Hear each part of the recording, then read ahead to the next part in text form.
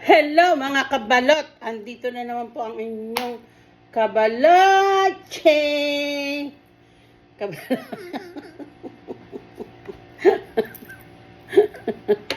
Anyway, magpiprito po tayo ng bangus. Boneless bangus. Ayan. Naubos na yung ano natin. Ayan, boneless bangus. Ayan. Lagyan natin ng asin. Nagluluto din ako sa likod ng sinigang. Ilang araw na naman ulam yan. Kaya lang pag sinigang, ang bilis maubos. Diba? Lalo na pag masarap yung sabaw. Tapos malambot yung mga mamoy.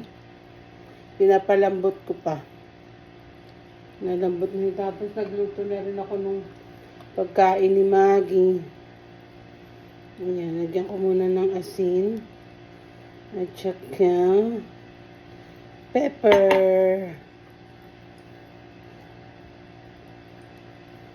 Lagyan natin ng pepper. Lagyan ko ng paminta kasi para masarap.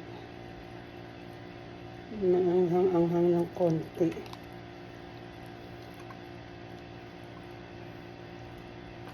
Piprito lang natin ito ngayon. Mabilisan lang ito.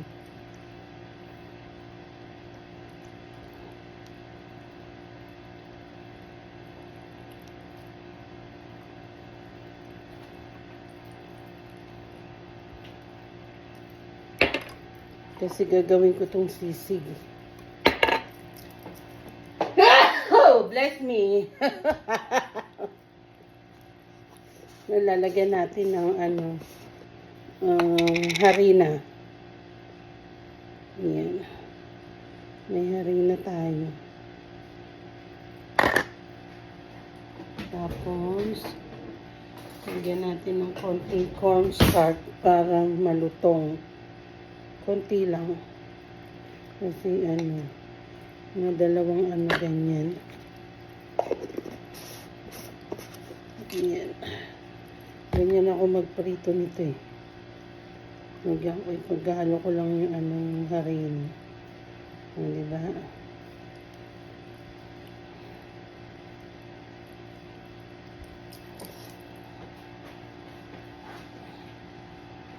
Hindi tayo nalalagyan.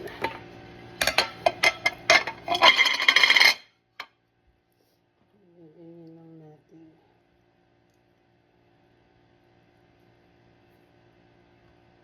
Ganyan natin para hindi tumalsik. Alam mo naman to. Nangangaway to eh. Nangangaway to si Bangochi. Ayan. Iprito natin yan sa labas. Ito ang ko ngayon dito magluto. Bukas. Naku. Nilakad ko pa pala si Brutas. Hala. Nabanggit ko yung isang aso kong namatay. Baka naandito lang siya. Ayan. Mas maganda kasi pag yung nagprito ka ng bangus, maraming may ganito para hindi nagtatatalsik. Pa naman nito, lalo na yung taba niya.